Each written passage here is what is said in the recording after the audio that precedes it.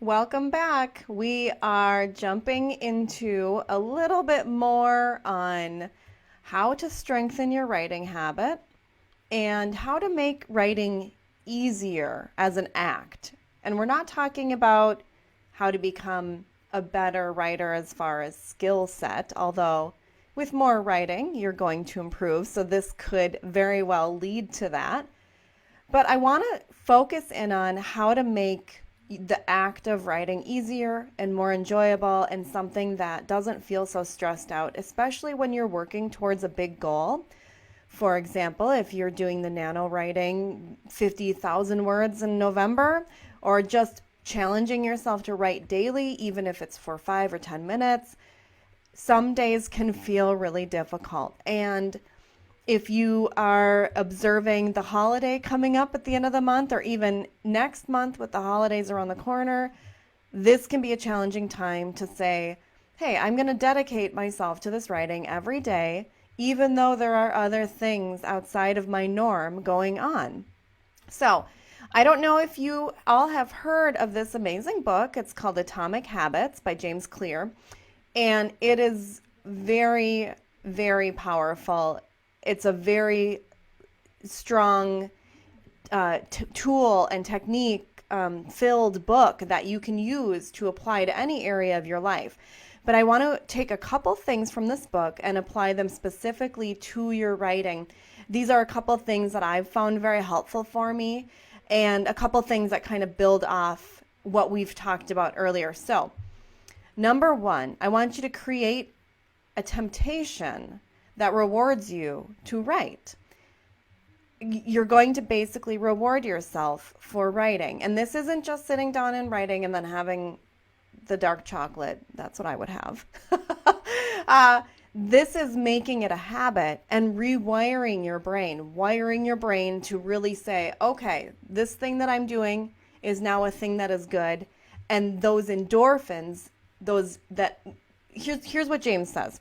He says habits are developed because our brain is dopamine driven. It's a dopamine driven feedback loop. We're like, oh yeah, remember when we work out how we lose those pounds that we really wanted to lose? Let's keep doing that. We're looking for that feedback that gives us that dopamine hit every single time. So in order to make writing that way, because writing can be difficult, it can be a lot of emotional work. It can feel like sometimes you're just not in the mood, not in the brain space, and that challenges you. You can actually marry your writing habit, to another habit that you already have that you're solid on. So for example, every morning you wake up, you make your coffee, you take the dog for a walk, and you cook breakfast or something. So what you do is you take one of those habits that you every morning without fail do. For me, I am a habitual coffee drinker. I make my one little tiny pot in the morning and I drink it and then I move on with my life. There barely ever goes a day where I don't make my coffee. I can't think of a day where I haven't made my coffee in the morning. So marrying my writing right after I make my coffee this is what I'm going to outline in this example. That's where it's going to fall. I wake up, I make my coffee, I sit down and I write. What happens then is after you do that thing that you want to develop, that writing habit, then you get a reward. So you do the habit that you've already cemented in your life, that you rarely ever stray from. Do the habit that you want to develop, and in this case it's writing, and then reward yourself. So in my example, I wake up, I make my coffee, I sit down and write, and then I get my reward. Let's just throw my chocolate back in there. I get a morning chocolate. This can look like anything for you. It doesn't have to be a morning thing. It could be like an after work thing or an evening thing or just a weekend thing or whatever it is. But find that habit that's just so ingrained in your system that you would really have to be almost just on your deathbed to break. Like, there's just not a day that I don't make my coffee. I don't know what to tell you. Find those habits and see if you can slide writing in right after that. Now, this might take a little shifting of your schedule. Maybe you don't have 30 minutes in the morning to do that, and maybe that requires you waking up a little earlier or whatever it is. But find a way to kind of seamlessly stick it in there. And even if it's for only 5 minutes, and this is actually another habit I'm going to talk about, even if it's for only a couple minutes, that's still helping you create those pathways to make this a thing that your brain just doesn't fight you on anymore. You're just like, yep, writing time, let's sit down and do it. And maybe this is just an enjoyable writing time for you. You sit down and you journal and you just, write about what happened, whatever. But creating, building that muscle and toning that muscle and making it something that your brain and your body are like, yeah, cool, let's do this because I want my treat. Maybe your treat is 30 minutes on social media. That's something that some of us consider to be more of a extravagant amount of time on social media. I really try to limit my time. It's very difficult. I find myself getting sucked in. So maybe you can relate to that, but you can just say, look, I'm going to make my coffee, do my writing, and then I get 30 minutes on the Facebook. And that's your treat because it's allowing you to just kind of wind down and enjoy yourself and not feel the pressure to perform or whatever it is. So that's habit number 1. Habit number 2 is you're going to make it really easy to practice the habit of writing. And what this means is that, let's say you kind of have this structure you've built. Okay. And maybe my example is like you wake up, you make your coffee, you write for 30 minutes or whatever it is. Maybe you're a morning writer. This is what your habit is that you're trying to build. But there are other times in the day where our mind wanders and our mind goes back to what we're writing. And I'll tell you, for me, this happens in those spaces of time where I'm not focused on work or hanging out with my kids, those kind of breaths in my day, driving to and from places where my brain is like, time to process on those other things that we haven't thought about. And sometimes it is part of the writing that I'm doing. There is a particular moment in my memoir that, maybe I'm still working through, and maybe that section is challenging me, and maybe I just need to take a step back from it. Instead of totally walking away from it, I can kind of try to capture how I'm processing on that. So what this means is you take a little notebook and a little pen with you everywhere. Or since we have this device, in our pockets with us everywhere, that helps really distract us from everything, you can actually utilize it as a tool and just capture your thoughts like as a voice message for yourself that can, later be translated into writing. So think about how to make this easier for you. I'm a big fan of notebooks. I have them everywhere. It's ridiculous. It's probably an addiction. I have them everywhere and I use all of them. And it's actually quite ridiculous because I just sort of pick up a notebook and start writing. Some of them have a particular purpose, but most of them are just sort of like free for all. So at some point, if I want to stick them all together, it's going to be quite challenging. I have a problem I need to deal with. But my point is, I'm never without a notebook. I'm never without a pen and a piece of paper that I can jot something down on.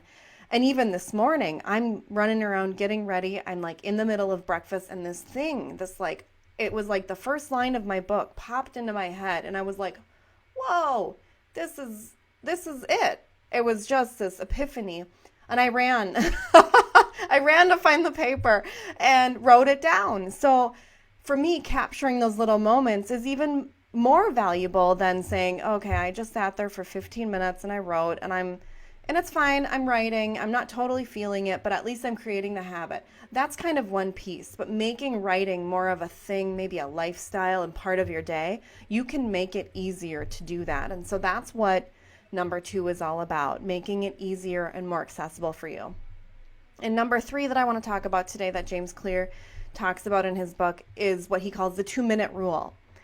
This means that even if you're like, I'm so not feeling it, I'm moody or I'm busy or I'm grumpy or whatever it is, you're not into your book, you're frustrated with it, or you're just so swamped, just find literally 2 minutes, 120 seconds to sit down and do something.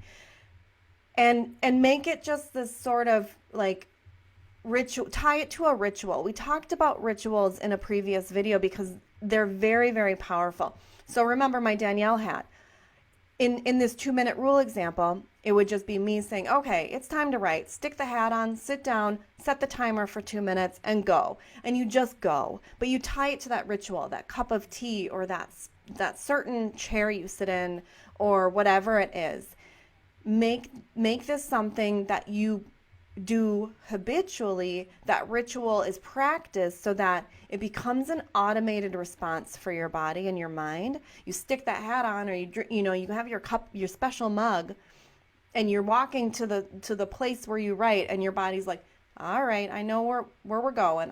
Your brain's like, I'm getting ready. I anticipate what's going to happen, and I am preparing myself.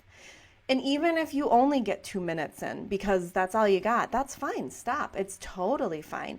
What you're going to do is you're going to start training yourself to dissipate any resistance that comes with the writing process, because you're creating those automated pathways for your brain to say, okay, writing time, I'm on board. Pretty soon it just will stop fighting you, or it will stop feeling difficult, or it will just become more enjoyable, which is always the goal with something like this. We write not because we are being punished, I would assume so, but we write because there is something enjoyable about it. And even if we're not the best writers, and even if we don't call ourselves writers, and even if we don't want to make this a career, there is something satisfying about the act of writing and putting something down, a piece of yourself onto paper, and knowing that you've preserved that, and knowing that this is something you can choose to share or not share. But there is something very fulfilling and satisfying, or we wouldn't do it, right? We just wouldn't. There's not a lot out there that's going to motivate us to do this. Maybe money, but we're not going to necessarily have that as the motivation every single day to keep our butts in those chairs, right? So these 3 things you can utilize on top of what you maybe have been doing to sort of level up, or if you feel yourself dragging back a little bit, or feeling some more resistance when life gets busier or starts changing. This is kind of a wild and crazy world we live in right now. We don't always know what's going to be coming at us from other places. So use these to kind of make this writing habit something that you are training yourself to commit to with little resistance. Find the joy in, find the fulfillment in, and just relish in it. This is a fun process. It's a journey. You're writing your book. This is amazing. So just find those moments that you can give yourself a little reward and a little peace and a little happiness with this all. So that is the lesson for today. I hope this was a little fun one, a little lighter than some of those more nitty-gritty videos that I've been doing on some writing aspects and forms and structures and all, big terms and concepts and all that. So enjoy this one and live in, feel into it, and hopefully bring it into your life. And I'll be back tomorrow with some more of the nitty-gritty. So stay tuned.